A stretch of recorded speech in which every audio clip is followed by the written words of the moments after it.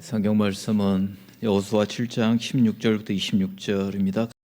여호수아 제7장. 여호수아가 아침 일찍에 일어나서 이스라엘을 그의 지파대로 가까이 나아오게 하였더니 유다 지파가 뽑혔고, 유다 족속을 가까이 나아오게 하였더니 세라 족속이 뽑혔고, 세라 족속의 각 남자를 가까이 나아오게 하였더니 삽디가 뽑혔고, 삽디의 가족 각 남자를 가까이 나아오게 하였더니 유다 지파 세라의 증손이요 삽디의 손자요 갈미의 아들인 아간이 뽑혔더라. 그러므로 여호수아가 아간에게 이르되, 내 아들아, 청하노니 이스라엘의 하나님 여호와께 영광을 돌려 그 앞에 자복하고 내가 행한 일을 내게 알게 하라. 그 일을 내게 숨기지 말라 하니 아간이 여호수아에게 대답하여 이르되, 참으로 나는 이스라엘의 하나님 여호와께 범죄하여 이러이러하게 행하였나이다. 내가 노력한 물건 중에 시날산의 아름다운 외투 한 벌과 은 200세겔과 그 무게가 50세겔 되는 금덩이 하나를 보고 탐내어 가져나이다. 보소서, 이제 그 물건들을 내 장막 가운데 땅속에 감추었는데 은은 그 밑에 있나이다. 이에 여호수아가 사자들을 보내매 그의 장막에 달려가 본즉 물건이 그의 장막 안에 감추어져 있는데 은은 그 밑에 있는지라.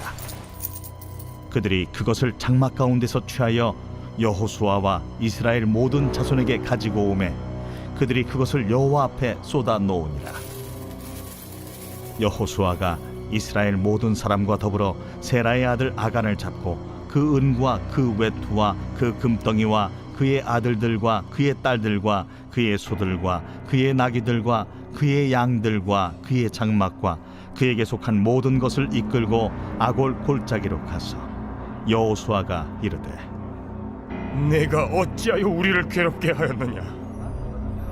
여호와께서 오늘 너를 괴롭게 하시리라 하니 온 이스라엘이 그를 돌로 치고 물건들도 돌로 치고 불사르고 그 위에 돌무더기를 크게 쌓았더니 오늘까지 있더라. 여호와께서 그의 맹렬한 진노를 그치시니 그러므로 그곳 이름을 오늘까지 아골 골짜기라 부르더라. 기도하겠습니다. 하나님 아버지, 주님의 은혜에 감사를 드립니다. 주님 앞에 예배자로 세워주셨습니다. 하나님, 다른 것들을 기뻐하지 아니하고 나를 아버지 백성 삼아주신 그 은혜에 감사함으로 예배자로 세워주셨습니다. 주님, 헛된 자리에 있지 아니하고 주님을 예배하는 자리에 있게 해주셔서 감사합니다. 하나님 아버지, 이 자리에 있다고 몸이 있다고만 해서 주께 영광이 되는 것이 아니라 또한 우리의 마음이, 우리의 생각이, 또한 하나님 우리의 정성이 주께 연락되어지는 예배가 되게 해 주십시오. 또한 하나님 아버지 앞에 몸과 마음을 드리며 또한 물질을 드렸습니다.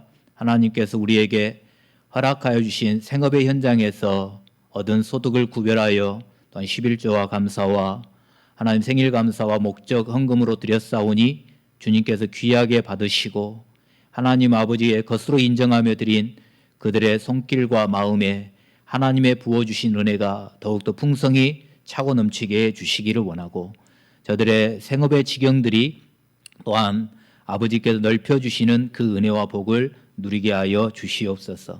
생일을 맞은 분들 위에도 하나님의 영으로 충만하게 하여 주시옵시고 지금까지의 삶보다도 앞으로의 삶이 더 흥왕하며 복되며 하나님을 영화롭게 하는 삶이 되게 해 주시옵소서. 시간도 우리에게 말씀을 주셨사오니 하나님 말씀이 또한 우리에게 생명의 양식이 되고 또 하나님 영혼의 양식이 되고 또한 우리에게 정말 하나님 영혼을 살리고 나를 살리고 또한 주님의 나라를 확장하는 그런 말씀이 되도록 인도해 주시옵소서. 이 시간도 함께 하실 주님을 찬양하며 예수님의 이름으로 기도합니다. 아멘. 앞뒤 옆 사람 한 번 더 인사하겠습니다. 주님의 이름으로 사랑하고 축복합니다. 네. 한 번 더 아까 우리 집에 오신 여러분을 환영합니다.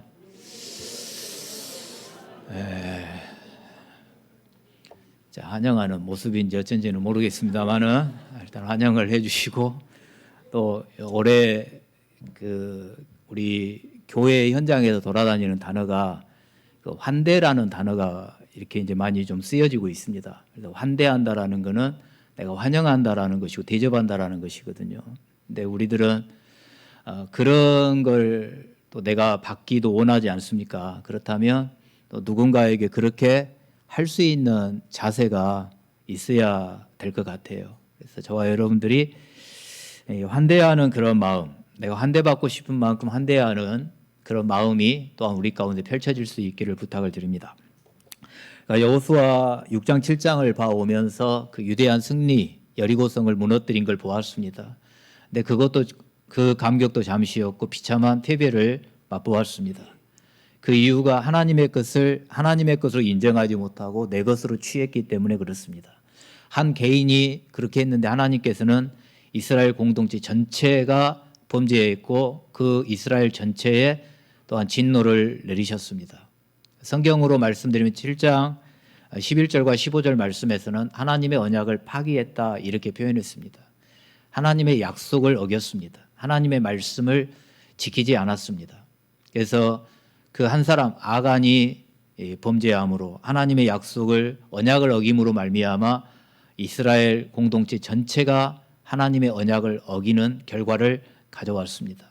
그래서 이 말씀을 보면서 우리가 조심해야 될 것이 있다면 신명기 8장 11절에서 14절 말씀을 인용하면서 하나님의 말씀을 잊어먹지 않도록 내가 풍부해졌을 때 내가 좀 뭔가 이렇게 위치가 있게 되고 안정이 되었다라고 생각될 때 그때를 조심해라.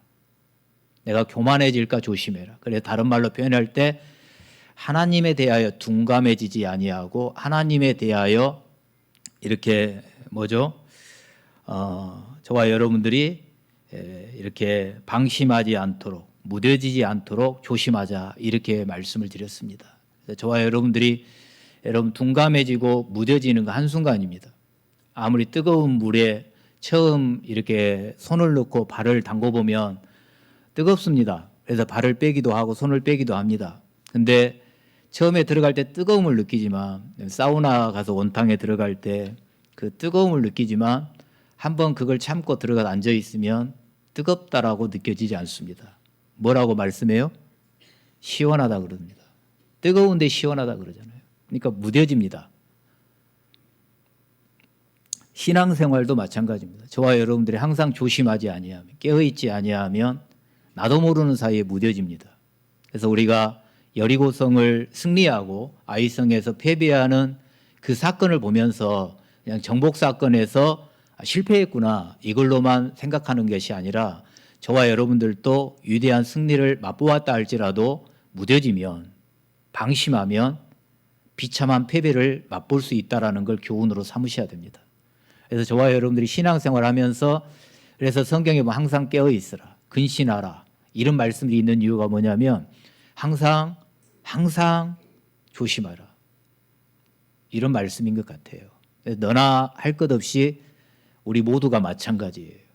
나는 잘한 것 같은데 아니요, 잘하는 나도 어느 한순간에 무뎌지고 방심하면 무너져요. 넘어진다고요. 교만해진단 말입니다. 그렇기 때문에 항상 저와 여러분들이 신앙의 연조가 깊다고 생각된다든지 또한 교회에서 우리가 어떠한 역할을 감당한다고 생각되어질 때 그때 더 조심하시고 또 조심하면서 위대한 그 승리를 주시는 하나님의 은혜를 우리가 계속해서 맛보며 가야 되지 않겠습니까? 그런 은혜들이 우리 가운데 있기를 주님의 이름으로 부탁을 드립니다. 하나님이 여호수아를 통하여서 이제 범죄자를 추적을 합니다.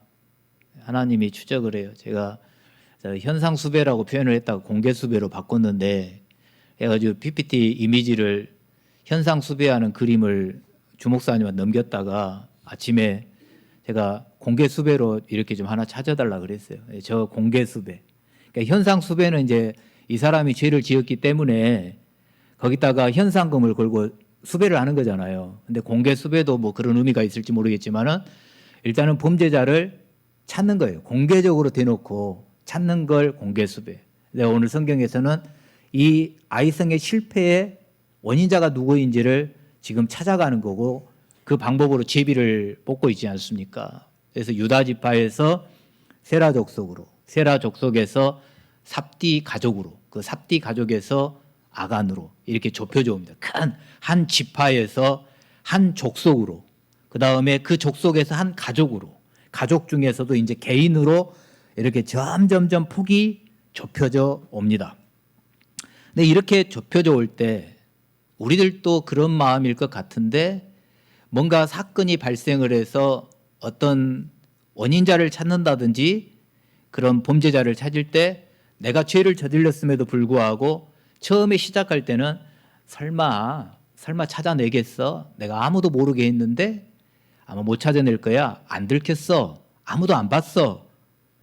내가 걸리지 않았을 것이라고 우리가 생각을 하거든요. 아간도 그런 생각이지 않았을까요?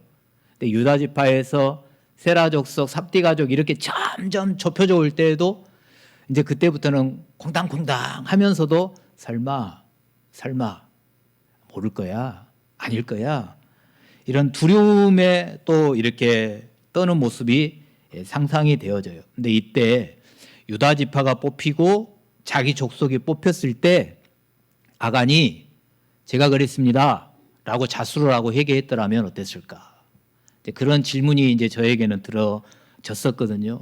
근데 하나님이 유다 지파를 뽑고 세라 족속을 뽑고 삽디 가족을 뽑고 아간이 나올 때까지 이렇게 폭을 계속 좁혀가잖아요. 좁혀가는데 이거를 이제 다른 설교자들이라든지 주석 같은 데 보면은 어떻게 표현을 하냐면 하나님이 아간에게 회개할 기회를 주고 계신다. 그러니까 폭을 좁혀가면서 지금 하나님이 뭘 하냐면 범죄자를 찾아서 그 사람을 정죄하고 심판하고 죄값을 치르기를 원하는 것보다도 우리 하나님께서는 그런 폭을 좁혀가고 공개수배를 통해서 죄인을 찾아가면서 그 사람에게 돌이킬 수 있고 회개할 수 있는 그런 기회를 주고 계시는 분이시다. 이렇게 말씀을 하고 있습니다. 그래서 우리 하나님은 실패했다라고 즉시 진노하시는 분이 아니시라. 조금 이따도 성경 구절을 몇 개 찾아보겠지만은 바로 진노하시는 분이 아니시라. 기회를 주시는 분이시다. 그래서 이사야서 55장 6절 7절 말씀에 너희는 여호와를 만날 때 찾으라. 가까이 계실 때 그를 부르라. 악인이 그의 길을 불의한 자가 그의 생각을 버리고 여호와께로 돌아오라. 그리하면 그가 긍휼히 여기시리라. 우리 하나님께로 돌아오라. 그가 너그럽게 용서하리라. 그러니까 돌아오면 긍휼히 여기시고 너그럽게 용서하시는 분. 진노하시는 건 잠깐인데 우리에게 베푸시는 은총은 영원하다라고 말씀도 하시거든요. 근데 하나님께서 우리에게 돌아오면 내가 너그럽게 용서할 것이고 긍휼을 베풀 것이고 주홍같이 붉은 죄라 할지라도 내가 양털과 같이 희게 할 것이고 조금 이따 호세아서 2장 14절 15절 말씀도 인용해서 볼 것인데 네가 아무리 고멜과 같이 음탕한 짓거리를 했다 할지라도 돌아오면 내가 너의 남편이 되어줄 것이고 악을 골짜기와 같은 그 골짜기를 소망의 문이 되게 하시겠다라고 말씀하시는 분이 저와 여러분이 믿는 하나님이십니다. 그 은혜 때문에 저와 여러분이 사는 거 아닙니까? 저와 여러분 얼마나 죄인입니까? 날마다 죄를 짓고 살아가는 저와 여러분들이 그 죄를 지을 때마다 하나님이 나에게 진노하시고 나를 정죄하시고 죄값을 치르신다면 저와 여러분들이 어떻게 살아갈 수 있겠습니까? 이 자리에 있을 사람이 아무도 없지요. 그럼에도 불구하고 주님 앞에 주여 내가 잘못했어요. 주님 제가 이게 잘못이었군요. 이게 내 잘못이었군요. 죄송해요. 하면서 주께 고백하고 엎드리는 그의 모습을 기뻐하시며 미쁘시게 여기시면서 요한일서 1장 9절의 말씀처럼 우리가 죄를 자백하면 미쁘시사 우리의 죄를 사하시는 우리에게 기회를 주시는 하나님. 여러분, 기회를 주신 하나님께로 돌아왔더라면 비참한 패배를 경험했다 할지라도 아간에게도 기회가 주어지지 않았을까요? 네, 여러분, 우리가 믿는 하나님은 오늘도 저와 여러분들에게 기회를 준비해 놓으셨을지 몰라요. 우리의 눈에는 지금 안 보이고 우리가 하나님이 내게 주시는 기회가 무엇인지를 모르고 있지만 지금 이후의 시간 속에서 오늘 주의를 지키며 하나님을 예배하면서 식사를 하시며 교제하시면서 소그룹의 모임을 나누면서 하나님이 저와 여러분들에게 예비해 놓으신 기회가 있을지 몰라요. 그래, 오늘 주일이기 때문에 그래 예배하고 밥 먹고 소그룹 나누고 집에 가고 이렇게 생각하는 것이 아니라 그 시간의 상황 속에서 하나님이 오늘 나를 위하여 준비해 놓은 기회가 무엇일까? 이것들을 한번 생각해 보시면서 주님이 주신 기회를 붙잡는다면 오늘 저와 여러분의 하루가, 오늘 주께 드리는 이 주일이 정말 주님께는 영광이고 저와 여러분들에게는 한없는 은혜가 아닐까요? 근데 아간은 이 기회를 놓쳤어요.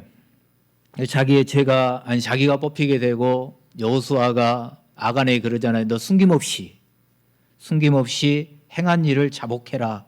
이게 19절에 그렇게 말씀하잖아요. 야, 네가 한 일이 뭐야? 너 어떻게 했어? 하나도 숨김없이 지금 자복해라. 이렇게 말을 해요. 그래서 7장 20절, 21절에 아간이 이제 자백을 하지요. 참으로 나는 이스라엘의 하나님 여호와께 범죄하여 이러이러하게 행하였나이다. 내가 죄를 지었습니다. 내가 죄인입니다. 내가 했습니다. 근데 이러이러하게 행했어요. 뭘 했냐면 노략을 했다라고 하는데 그 노략한 물건 중에 신할산의 아름다운 외투 한 벌. 아까 그 공동체 성경에 보면은 그 외투가 빨간 색깔이 있는 걸로 나오는데 그 주석 같은 데 보면은 이 신할산의 외투를 금실과 은실을 섞어서 짰대요. 그러니까 빨간색으로 보이는 것보다 여러분 금빛과 은빛이 반짝반짝하게 빛난다고 한번 생각해 보세요. 그런 옷 한 벌, 그리고 은 200세겔, 그리고 50세겔 정도 되는 금덩어리, 오늘날로 말하면 골드바, 이렇게 있겠죠. 그걸 보고 탐내어 가져갔나이다. 벌써 이제 그 물건들은 내 장막 가운데 땅속에 감추었는데 은은 그 밑에 있나이다. 이렇게 고백을 합니다. 그래서 여호수아가 사람들을 보내서 아간의 장막에 가가지고 좀 현장 검증을 하는 거죠. 근데 거기에서 진짜로 그렇게 찾아내고 이제 그거를 하나님께 드림으로 일단락이 되죠. 오늘날로 이렇게 해본다면 사건이 일어나서 뭐 수사본부가 이렇게 꾸려진다든지, 그리고 어떤 사건이 종결이 되면 서장이라든지 그 관계자가 나와서 그 사건의 경과 보고, 수사 보고를 하는 것처럼 아마 그렇게 하면서 끝내지는 거겠죠. 근데 이 아간의 이 자백 속에서 우리가 중요하게 보아야 될 단어가 21절에 세 개가 나와요. 제가 보고 탐내어 가져갔나이다. 보고 보았습니다. 탐이 났습니다. 욕심이 들었습니다. 그래서 가져갔습니다. 내 것으로 취했습니다. 뭘 가져갔냐면 아까도 말했듯이 신할산의 외투 한 벌, 은 200세겔, 그리고 금덩어리, 골드바 하나. 이게 오늘날로 시가로 한 8천만 원 정도 된다 그래요. 외투 하나가 2천만 원 정도 되고, 그리고 그 50세겔 정도 되는 금덩어리 하나, 골드바가 한 6천만 원 정도 이렇게 된다 그래요. 그러니까 어마어마한 돈이죠. 근데 거기에 지금 한순간에 그걸 보면서 욕심이 생겨버린 거죠, 아간이. 탐내어 가져갔다 그러는 욕심, 탐심. 완전 범죄라고 생각했을지 모르고 아무도 보지 않았을 것이라고 생각했을 것 같습니다. 그리고 아간에게는 이런 마음도 들었을 것 같아요. 이 정도는. 그리고 나 정도는 이렇게 해도 돼. 그리고 내 지분, 그리고 내 공로, 이런 게 드러나지 않았을까, 이런 생각을 해봤습니다.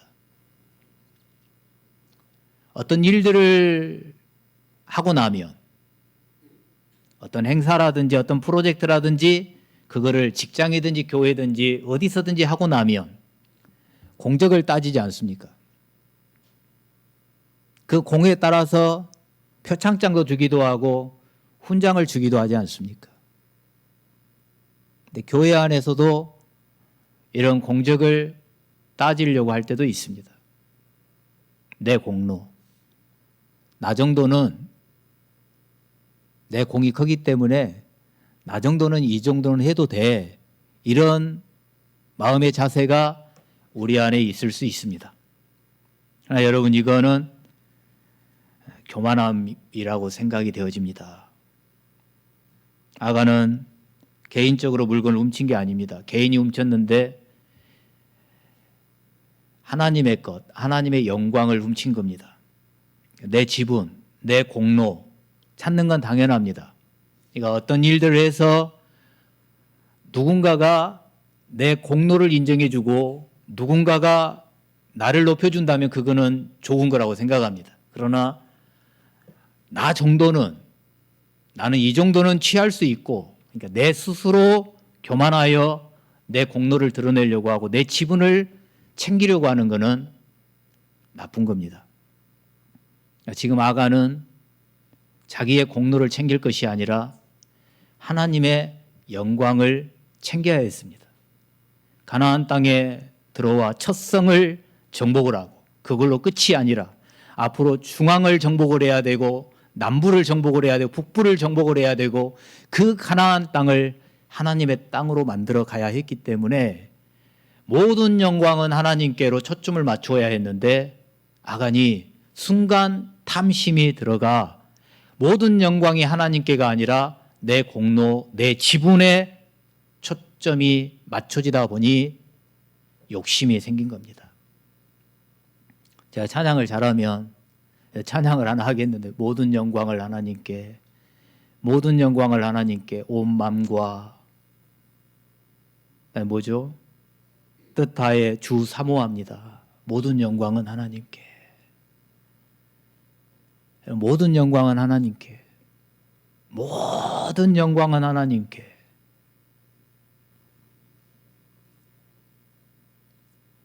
내가 내 스스로 나를 높이는 것이 아니라 하나님께 영광을 돌릴 때 하나님이 나를 높여주시고 타인이 나를 높여주시는, 높이게 하는 그런 은혜를 우리가 누려갔으면 좋겠어요.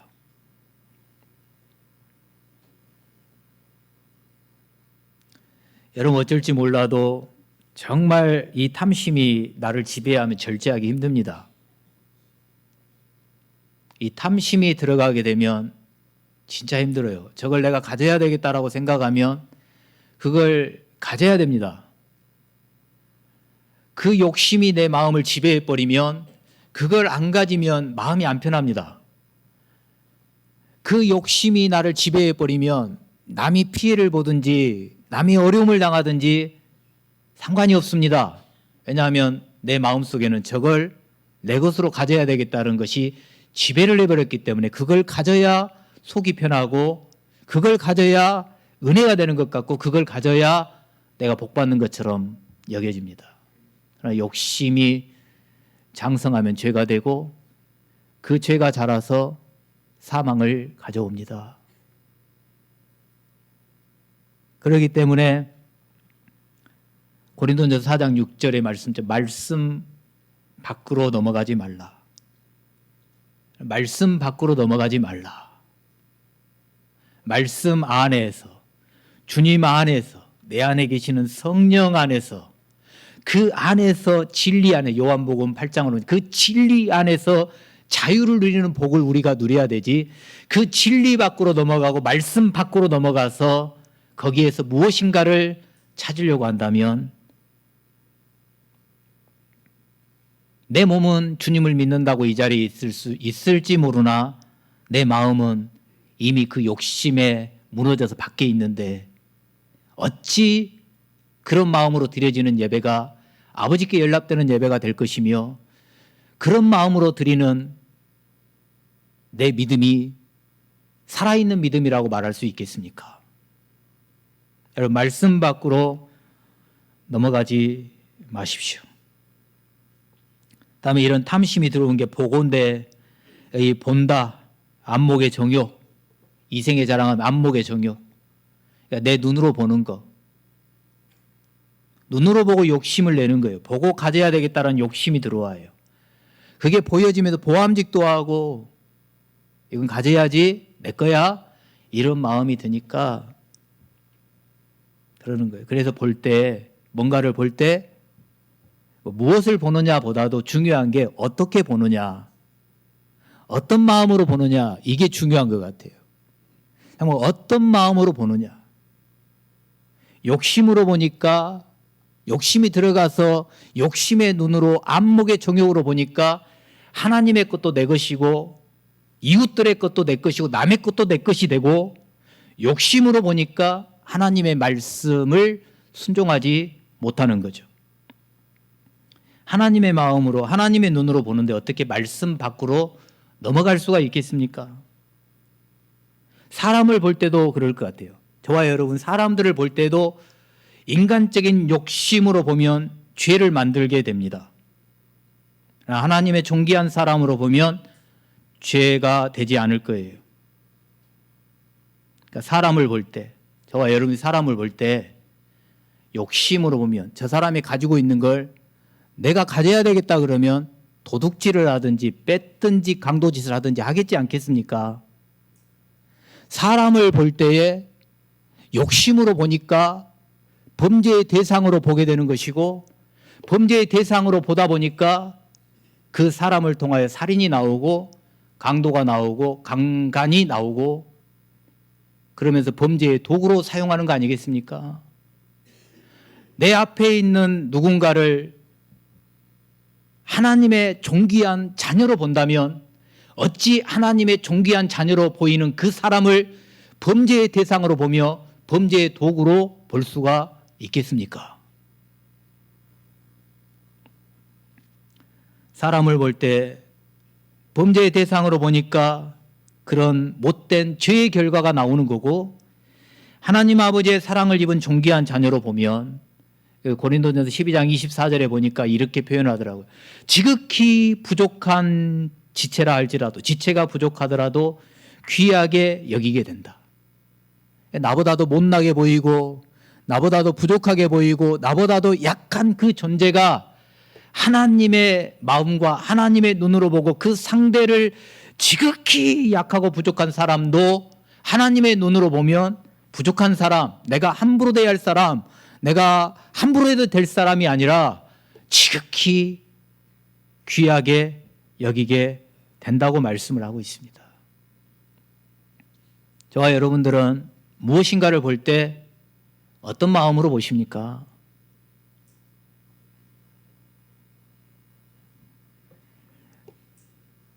성경 말씀에 보면 창세기 3장 6절에 하와가 나오잖아요. 선악과를 보면서 먹음직도 하고 보암직도 하고 탐스럽기도 했어요. 근데 그 앞에 그 보암직, 탐스럽기도 하고 먹음직스럽게 하는 앞에 있는 단어가 뭐냐면 본직이에요. 본직. 봤어요. 보니까 진짜로 뱀의 달콤한 소리처럼 먹음직스러워요. 보암직해요. 탐스럽기도 해요. 그래서 따먹는 거죠. 이미 눈으로 안목의 정욕이 들어가 버린 거예요. 창세기 6장 2절에도 하나님께서 세상에 사람 만드신 것을 후회하셨다, 한탄했다라고 말씀하잖아요. 근데 6장 2절에 뭐라고 하면 하나님의 아들들이 세상의 딸들의 아름다움을 보고, 그러니까 아름다운데 안 볼 사람이 어디가 있겠어요. 근데 세속적인 그 미에 넘어가 버린 거예요. 하나님의 아름다움이 아니라 세상의 세속적인 그 아름다움에 마음이 뺏겨져 버린 거예요.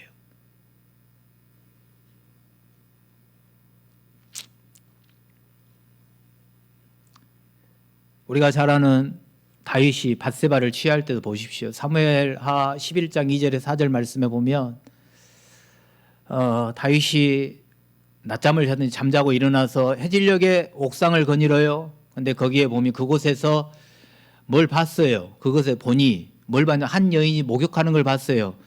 여러분 그러면 어떻게 해야 돼요? 우리 남자분들 옥상에 올라가서 딱 이렇게 봤는데 다른 집의 옥상에 어떤 아낙네가 목욕하는 게 보이면 어떻게 해야 되죠? 아이고 내가 지금 못 볼 걸 봤네 하고 얼른 돌이켜야 되지 않겠어요? 근데 다윗이 그렇게 못한 것 같고 이제 그 눈으로 그 모습이 보여져 버리니까 네 내리에 남는 거 아니겠어요? 생각이 되면서 그래 전령에게 야 누군지 한번 알아봐라.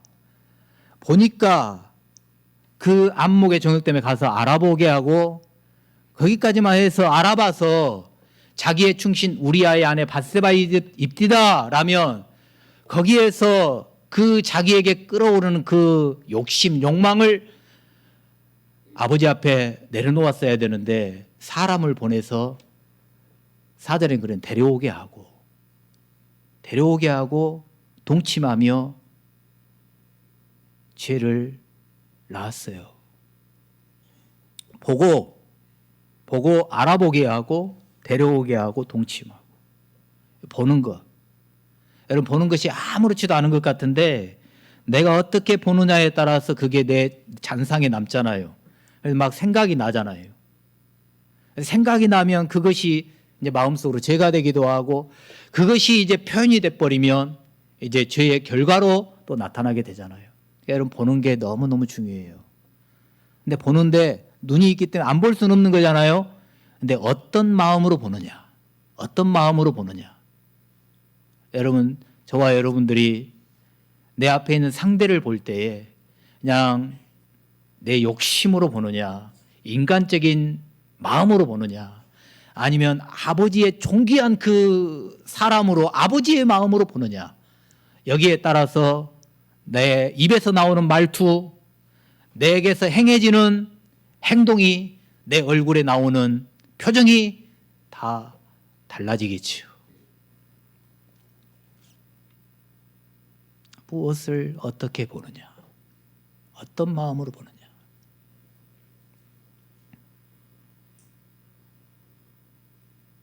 참 여러분들 앞에 부끄러워 이렇게 말씀을 드리는 것도 어떤 마음으로 보느냐.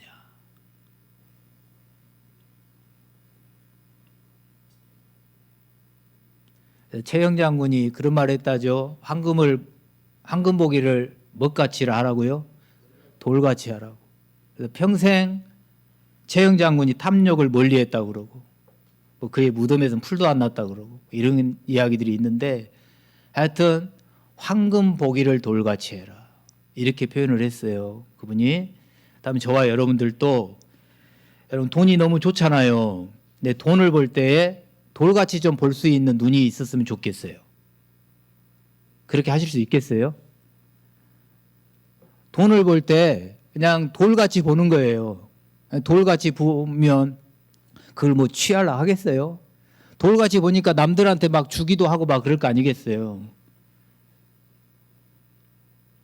여러분 남의 것은 돌같이 보십시오. 남의 것을. 교회의 것을 우리가 하나님의 거라 그러잖아요. 그러면 교회의 것이 물건이든지 무엇이든지 간에 여러분 교회의 것은 내 것, 교회의 것은 내가 나 정도는 그게 아니라 여러분 교회의 거는 하나님의 것으로 인정한다면 돌같이 보십시오. 그래야 내가 아버지의 것을 귀하게 여기지.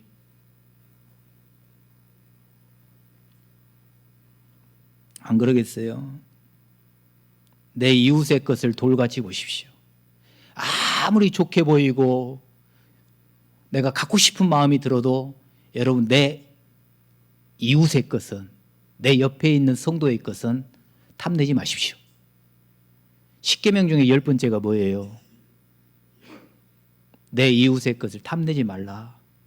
내 이웃의 집을 탐내지 말라 그러잖아요. 그러면 그 밑에 작은 글씨로 쓰여져 있는 게 뭐예요?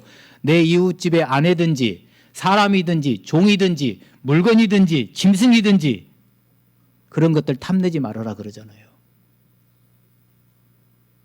탐심으로 보면 범죄의 대상으로 보게 되고 죄의 열매가 나타나는 거예요. 항상 어떠한 마음으로 보느냐를 생각하시며 내 마음속에 탐심이 들어와 죄악의 도구로 보는 것이 아니라 존귀 여겨야 되고 섬겨야 되고 유익을 만들어야 될 존재라는 것을 잊지 않았으면 좋겠습니다. 이렇게 아간이 그걸 보고 탐내어 감추어서 결과가 어떻게 나타나요? 하나님의 진노가 임하잖아요. 아간이 잡혔어요. 이거 다 고백도 했는데 이제 늦어버렸어요. 그냥 이렇게 좁혀져 왔을 때 회개했더라면 어쩔 수 모르겠는데 이제 드러나 버렸어요. 그리고 자기 입으로 고백까지 했고 다 내놨어요. 그것들을 가지고 아골골짜기로 가서 온 이스라엘 백성들이 돌을 들어가지고 돌로 치고 불사르고 돌무더기를 만들었다라고 말씀을 합니다. 여러분, 아간 한 사람이 죄를 지었습니다. 그렇다면 우리의 상식으로는 아간 혼자만 벌을 받으면 될 것 같습니다. 근데 아간의 범죄로 말미암아 나타난 결과가 먼저 전쟁에서 패했습니다. 36명이 죽었습니다. 백성들의 마음이 물 녹듯 녹아버렸습니다. 여호수아가 절망했습니다. 이스라엘 전체가 하나님의 이름과 영광을 욕되게 만들었습니다. 여러분, 또한 그의 가족들, 그의 아들, 딸들은 무슨 죄가 있습니까? 한 7, 80%의 학자들은 오늘 이 본문에서 아간의 아들, 딸들, 짐승들, 종들, 그리고 훔친 것들, 그것들을 돌로 쳐서 무더기를 만들었다고 할 때 그 7, 80%의 학자들은 아간에서부터 아간의 식구들, 아간에 속한 모든 것들이 다 돌에 맞아 죽고 불태워지고 돌무더기가 되었다라고 해석을 합니다. 왜냐하면 진멸, 헤렘 사상 때문에 그렇습니다. 근데 나머지 한 20, 30%의 학자들은 신명기 24장 16절 말씀에 이렇게 말씀을 합니다. 아버지는 그 자식들로 말미암아 죽임을 당하지 않을 것이요 자식들은 그 아버지로 말미암아 죽임을 당하지 않을 것이니 각 사람은 자기 죄로 말미암아 죽임을 당할 것이니라. 이것 때문에 아간만 돌에 맞아 죽었을 것이다. 그리고 예로 열왕기하 14장 6절에 보면 유다왕 아마샤가 그 자기 아버지를 죽인 신복들을 처형을 하거든요. 네, 그 열왕기하 14장 6절에 그렇게 말씀을 해요. 이 신명기 24장 16절 말씀으로 인하여 사람들을 처형을 하는데 그 사람들만 죽이고 그의 자녀들은 죽이지 아니하였다라고 표현을 합니다. 그래서 신명기 24장 16절 말씀 때문에 아마 아간만 죽고 그의 아들, 딸들은 죽지 않았을 거다 이렇게 말도 합니다. 그런데 어찌되었든지 간에 어떤 설을 우리가 선택할지라도, 그래서 만약에 두 번째 설을 우리가 선택을 했다고 쳐봐요. 그러면 아들, 딸들이 살았어요. 그러면 한번 생각을 해보세요. 아들, 딸들이 두 눈을 시퍼렇게 뜨고 쳐다보는 그 자리에서 자기 아버지가 온 동네 사람 백성들이 던지는 돌에 맞아 죽습니다. 자기 집안에 있는 재물들이 다 불타 없어집니다. 그걸 본 그 아들, 딸들이 살아가면서 견뎌야 될 트라우마라든지, 이스라엘 백성들이, 동네 사람들이 날마다 뭐라 그러겠어요? 그 아들, 딸들이 지나다니면 니네 아버지 때문에, 니네 아버지 때문에, 니네 집안이 죄를 지어서, 그런 소리를 들으며 살아간다면 하루하루의 삶이 얼마나 비참하겠어요. 한 사람의 범죄가 가정을 파탄시켰습니다. 아간 한 사람의 범죄로 그 가정이 파탄났습니다. 아간 한 사람의 범죄로 이스라엘 전체가 하나님의 영광을 훔친 것이 되었습니다. 여러분, 말년에 떨어지는 낙엽도 조심하라는 그런 말도 하잖아요. 말년에 떨어지는 낙엽, 작은 낙엽도 조심하래요. 그래서 저와 여러분들이 신앙생활하면서 우리는 천년만년 살 것처럼 생각하지 않습니까? 100살이고 120살이고 살 것이라고 다 장담들 하시죠. 그렇게 살 거라고 생각 안 하십니까? 오늘 죽을 거라고 생각은 안 하시잖아요. 근데 저와 여러분 하루하루가 지날 때마다 저와 여러분들 말년을 향하여 달려가고 있지 않습니까? 그렇다면 내가 지금 내 인생에 있어서 말년과 같구나 이런 생각을 한다면 여러분 떨어지는 작은 낙엽도 조심해야 된다며. 그러면 작은 것 하나하나라도 우리가 조심하면서 살아가야 되지 않겠느냐 그 말이에요. 왜 내가 조심하지 아니하면 그것 때문에 내 가정이, 내 가족들이, 내 자녀들이, 내가 속해 있는 공동체가 어려움을 당할 수 있기 때문에. 그래서 아골 골짜기, 이 아골 골짜기가 괴로움이라는 뜻입니다. 아간의 이름의 뜻은 괴로움을 주는 자라는 뜻입니다. 그러니까 괴로움의 골짜기입니다. 사망의 음침한 골짜기고 그 욕심이 부른 괴로움의 장소가 아골 골짜기입니다. 아골 골짜기, 힘든 골짜기. 욕심을 부려서 나 혼자가 아닌 모든 사람들을 괴롭게 만든 비참함의 골짜기가 아골 골짜기입니다. 죽음의 골짜기, 사망의 음침한 골짜기. 찬송가 323장 2절에 그러잖아요. 아골 골짝 빈들에도 복음 들고 가오리다. 소돔 같은 거리에도 사랑 안고 찾아가서 종의 몸에 지닌 것도 아낌없이 드리리다. 종의 몸에 지닌 것도 아낌없이 드리리다.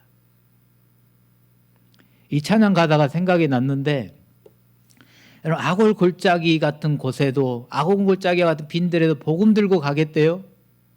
그렇다면 아골 골짜기가 괴로움의 골짜기예요? 죽음의 골짜기예요? 사망의 골짜기, 눈물의 골짜기예요? 근데 그곳에 복음이 들어가면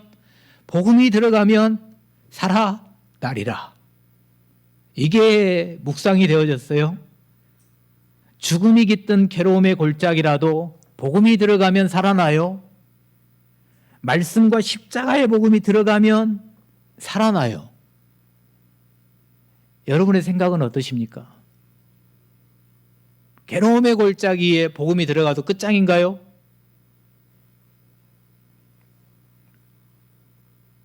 에스겔 37장 그런 에스겔 골짜기에도 여러분 마른 뼈다귀들이 널브러져 있다 할지라도 그곳에 생기가 들어가면 성령이 들어가면 아버지의 말씀이 들어가면 따닥따닥 맞춰져 큰 군대가 된다고 말씀하지 않아요? 괴로움의 골짜기. 내가 괴로움의 골짜기를 경험하고 있다 할지라도 우리 가정이 또 우리 교회가 이 아굴 골짜기와 같은 그런 늪속에 빠져 있다 할지라도 살게 하는 복음이 들어가고 십자가의 복음이 들어가고 말씀이 들어가면 살아나지 않겠습니까? 여러분은 어떻게 생각하시냐 그 말이에요. 못 살아날까요? 가망이 없을까요?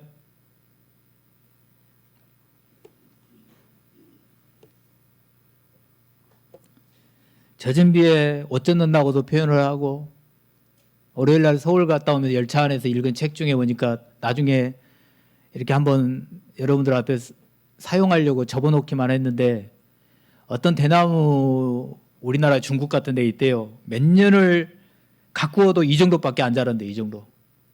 계속 가꾸는 거죠. 근데 이 정도밖에 안 자라요.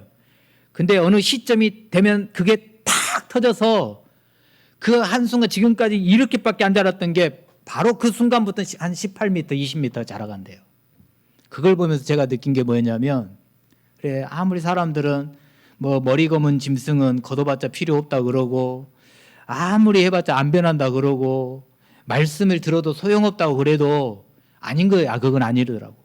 하나님의 방법은 아닌 것 같은데 말씀을 듣다가 보면 정말 안 변하는 것 같은데 말씀을 듣다가 보면 아무리 저 사람이 변하지 않는 것 같다 할지라도 말씀이 들어가고 십자가의 복음이 들어가다 보면 어느 순간 그 말씀이 탁 부딪혀 어거스틴이 한순간에 변화되어 성자가 되었던 것처럼 그 대나무의 이름을 제가 정확하게 소개하지 못해 죄송하지만 그 대나무에게 몇 년을 쏟아부은 정성께 이렇게 안 자라다가도 어느 순간 팍 자라가는 것처럼 하나님이 역사하시고 하나님이 만져주시고 하나님이 개입하셔서 복음이 그의 가슴을 움직이면 안 변할 것 같은 사람, 괴로움의 골짜기 아골 골짜기를 거니르며 비참하게 살아간 같은 그 사람에게도 소망의 문이 열려지고 하나님의 영광이 드러나게 될 것을 저는 믿는데 여러분들 어떠십니까?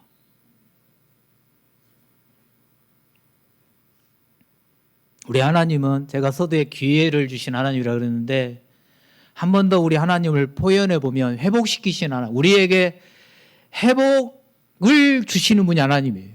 절망, 아골골짜기, 괴로움의 늪에 빠져서 죽으라고 놔두시는 분이 아니라 그곳에서 건져주기를 원하시는 분이 우리 하나님이시고 건져내서 내가 회복되기를 원하시는 분이 하나님이세요. 그래서 호세아서 아까 그 말씀에 있는 고멜 봐보세요. 그 음탕한 여인, 그 고멜이 그 당시에 죄악 가운데 빠진 이스라엘 백성들을 상징을 하는 거잖아요.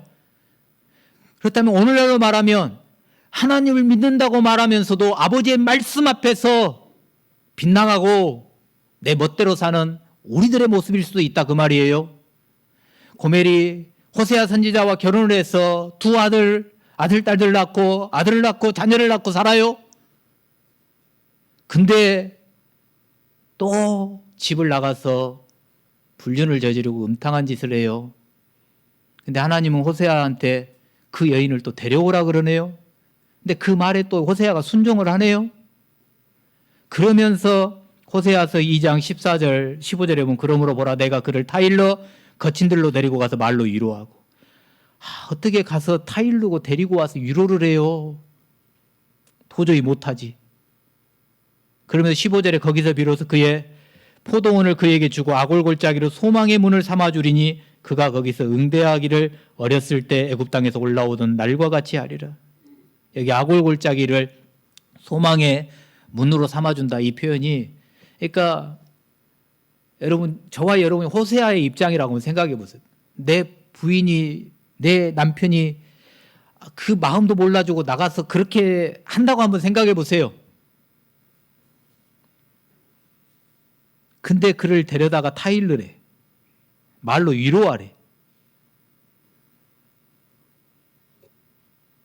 그러면 아골 골짜기로 소망의 문을 삼아주겠다고.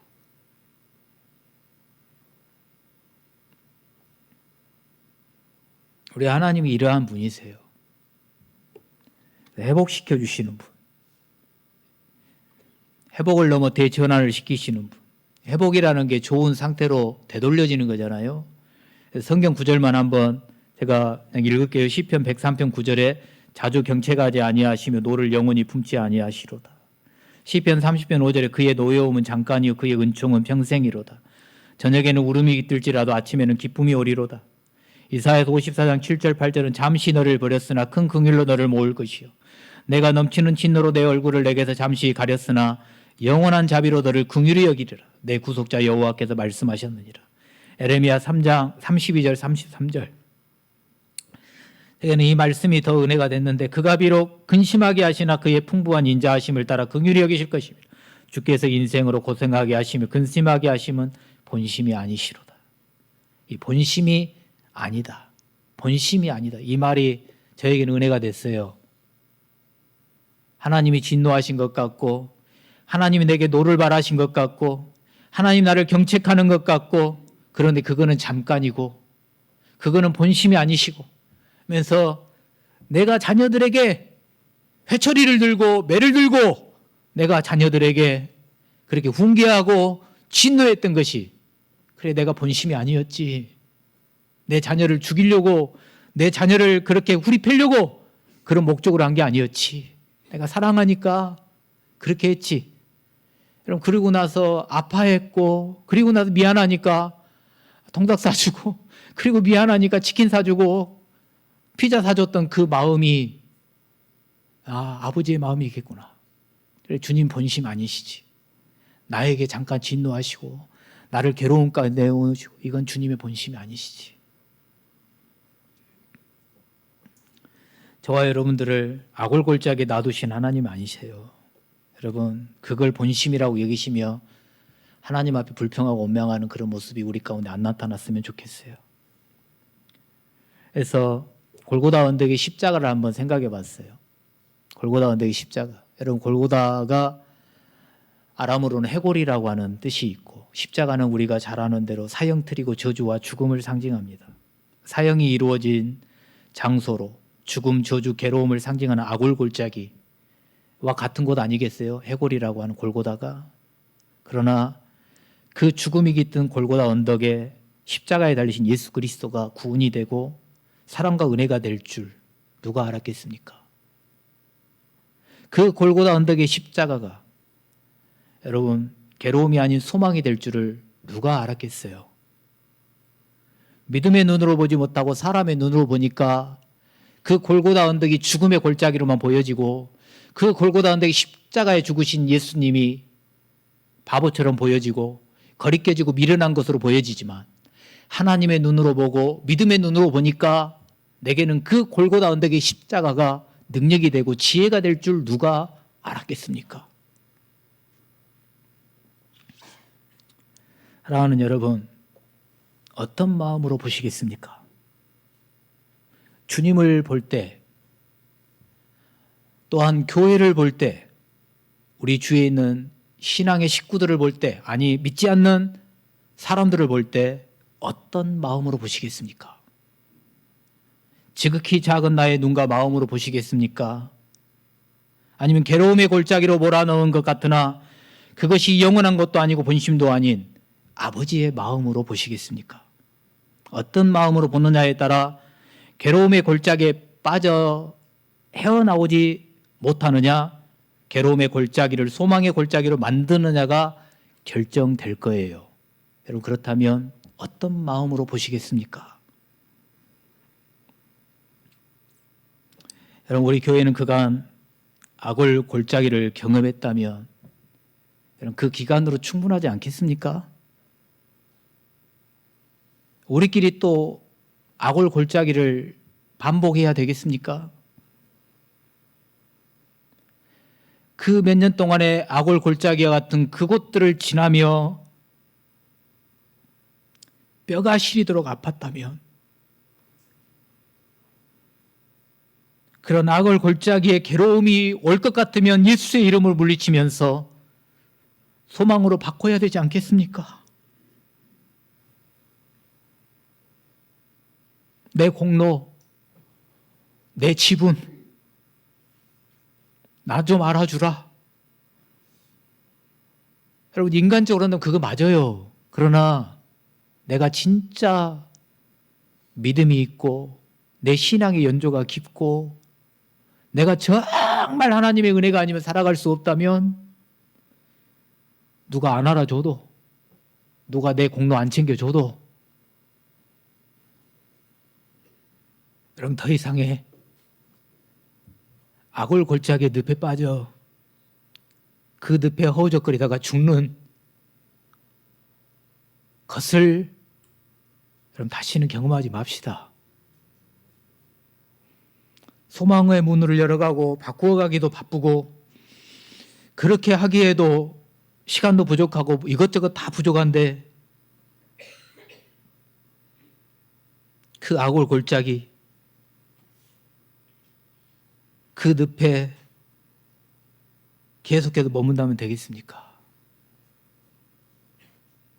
저와 여러분들이 기회를 주시고 회복을 주시는 그 아버지를 한 번 더 바라보시며 본심이 아니신 그 아버지의 마음을 헤아리시며 다시 한번 주님의 마음으로 보시면서 악을 골짜기를 소망의 골짜기로 만들어가는 그런 저와 여러분들이 되기를 주님의 이름으로 간곡히 부탁을 드립니다.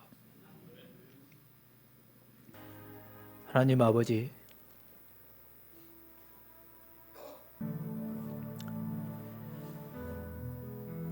우리가 괴로움의 자리에 있을 때 진노받은 것 같고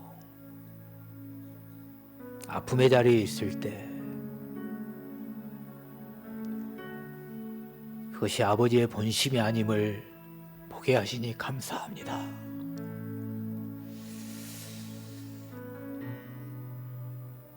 아플 때, 괴로울 때, 슬플 때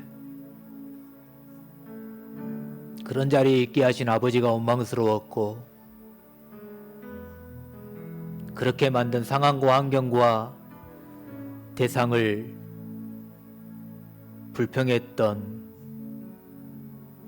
나의 초라한 모습을 주님 앞에 고백하오니 주의 용서하시고 주께로 마음을 돌이키고 내 몸을 돌이키며 주님 앞에 서겠사오니 다시 한번 주님의 은총이 충만하게 하여 주시옵시고